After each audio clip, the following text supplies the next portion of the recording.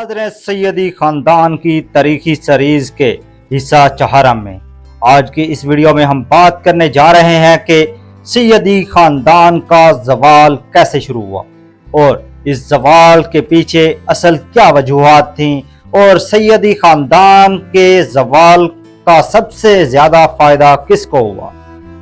हम जानेंगे कि सैयदी खानदान के खिलाफ साजिशें करने वाले कौन थे और किन के साथ जंगे करने के बाद सैयदी खानदान की ताकत टूट गई। अगर आप इन सब के बारे में तफसीलन जानना चाहते हैं तो इस वीडियो को एंड तक जरूर देखिएगा।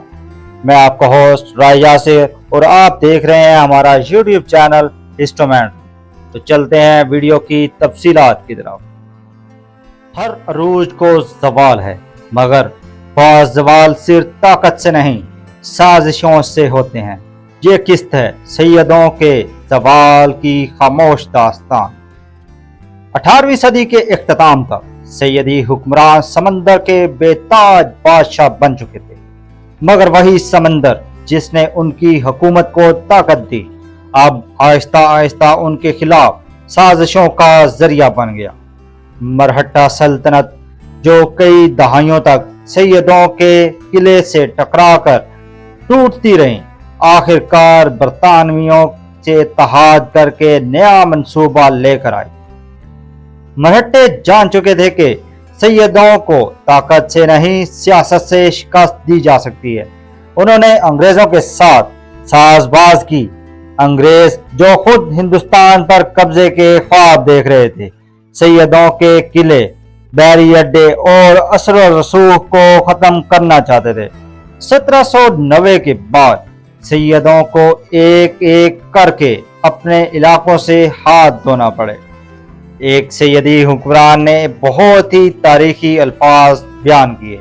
वो ये थे कि हमने समंदर पर राज किया मगर जमीन वालों की चालों से ना बच सके।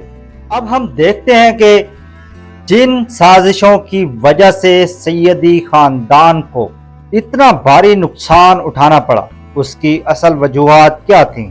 उन सब के पीछे सबसे बड़ी वजह दाखिली इख्तलाफात और जान नशीनी की लड़ाइयाँ थी और दूसरी सबसे बड़ी वजह अंग्रेजों और मरहट्टों का इत्तेहाद था। सबसे बड़ी वजह यह कि किला जंजीरा का मुकम्मल मुआसरा और अंग्रेजों के साथ मुआहदा करना भी सैयदी खानदान के लिए नुकसान का बायस बना और इसी वजह से अंग्रेजों का धोखा दोस्ती के वादे गुलामी में बदल गए। सैयदों का ज़वाल खामोश था, ना कोई बड़ी जंग, ना खूनी बगावत, बस मुआहदे, साजिशें और फरेब। मगर उनका विरसा आज भी जिंदा है। किला जंजीरा, उनके बहरी तोपखाने, उनके नाम, ये सब गवाही देते हैं कि कभी यहाँ सैयदी राज करता था। सीरीज के आखिरी हिस्से में हम जानेंगे कि सैयदी खानदान का मौजूदा वारिस कौन है और क्या आज भी सैयदी नस्ल का कोई फर्द जंजीरा के किले से जुड़ा हुआ है।